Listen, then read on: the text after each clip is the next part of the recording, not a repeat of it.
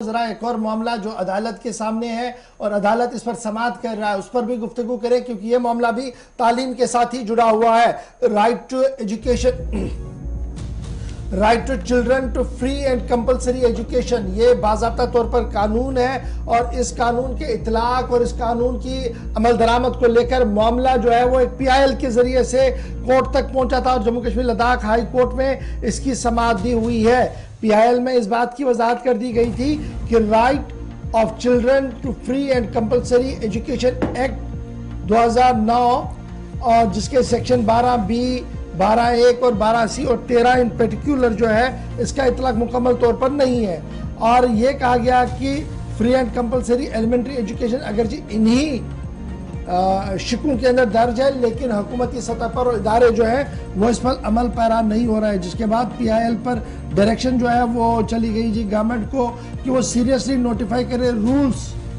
کیونکہ ہم نے تو قانون بنایا ہے، اب اس قانون کی عمل درآمد کیسے ہوگی؟ اس کے لیے رولز بنانے ہیں، بائی رولز بنانے ہیں۔ Rules for the children of the free and compulsory education act 2008 کو نوٹیفائی کیا جائے، رولز بنائے جائے اور یہ دیکھا جائے کہ کس طریقے سے اس کا فائدہ مل سکتا ہے۔ فیصل کے پاس چلیں گے۔ فیصل، کیا ہے یہ right to children to free and compulsory education? جبکہ ہم پہلے سے ہی جانتے ہیں کہ جموں کشمیر کے اندر تعلیم حاصل کرنا سرکاری طور پر بڑا آسان ہے کیونکہ ٹیکس فری ہے اور بہت ساری کم چیزیں ہیں اس میں as compare to rest of the India, لیکن اس کے باوجود بھی PIL عدالت کے اندر کیا کچھ عرضی گزار کا ماننا تھا اور عدالت اب کیا کچھ اس پر کر سکتی ہے؟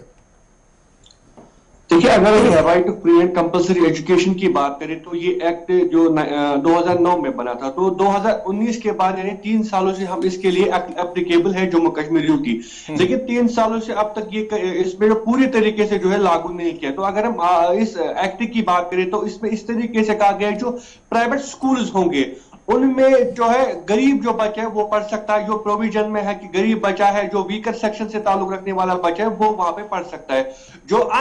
ایڈڈ پرائیویٹ سکولز ہے اور جو ان ایڈڈ پرائیویٹ سکولز ہے وہ 25% سیٹ جو ہے ایلیمنٹری کلاسز میں رکھیں گے تاکہ جو غریب کا بچہ ہے وہ پڑھ سکے، لیکن یہ صرف سیکشن تک ہی محدود رہا، یہ پھر امپلیمنٹ نہیں ہوا۔ تو اسی کے پیش نظر جو ینگ لائرز فورم ہے انہوں نے ایک PIL درج کی ہائی کورٹ میں، جہاں پر ہائی کورٹ کی جو division bench justice Rajesh Oswal and justice Manohar Lal issue, انہوں نے ایک ڈائریکشن پاس کیے اور گورنمنٹ کو کہا ہے کہ آپ نے جو ہے ابھی تک جو RTE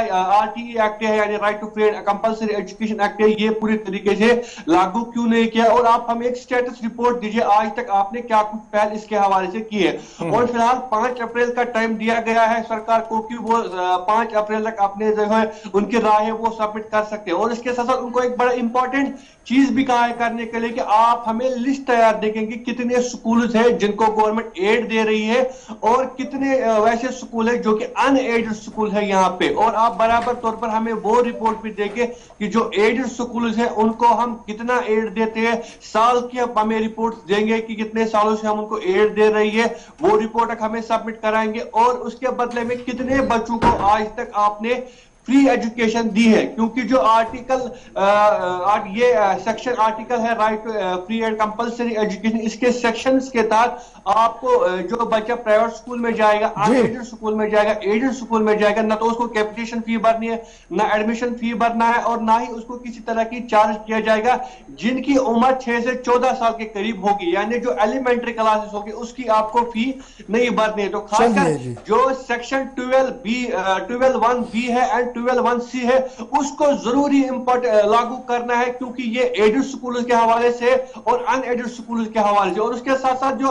سیکشن 12 ہے کیونکہ اس میں کلیئر یہ کیا گیا ہے کہ آپ کو کیپٹیشن فی نہیں بھرنا ہے، آپ کو کسی طرح کا پیسہ ایڈمیشن کے وقت نہیں دینا ہے، ان چیزوں پر زور دیا گیا کہ یہ آپ لاگو کیجئے، اور 5 اپریل کا ٹائم دیا ہے سرکار کو کہ چلیے بہت شکریہ جی فیصل ہمارے ساتھ جوائن کرنے۔ فیصل بتا رہے تھے کہ عدالت کے اندر کس معاملے پر سماعت ہوئی اور تعلیم کا معاملہ چل رہا تھا، لیکن بڑھتے ہیں آگے۔